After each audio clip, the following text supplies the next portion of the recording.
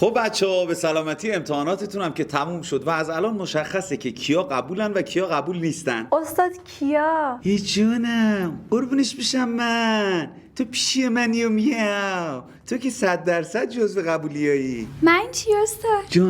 جان بلند منه، باز که چتری زدی، وای چه عطری زدی، تو هم قبولی. من چی استاد؟ تو هم با ارفاق قبولی. استاد من تو 20. رئیس شما اینجا چیکار میکنید؟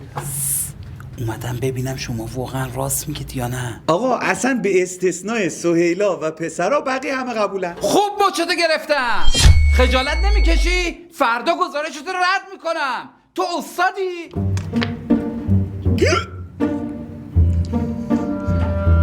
استاد تویی؟ من شاگردتم. عالی شد. ای جونم کیسه برم. از اون روزا کجا بودی؟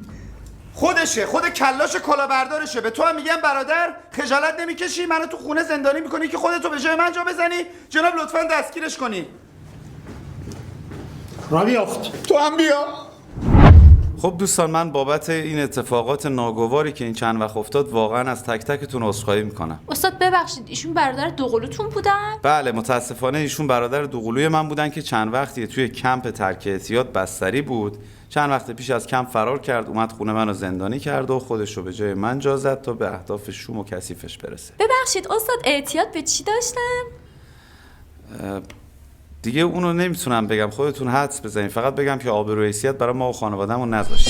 استاد تکلیف نمره هامون چی میشه؟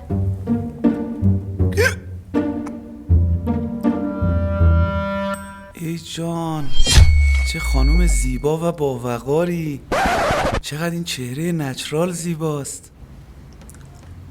با من ازدواج میکنی؟ عالی شد.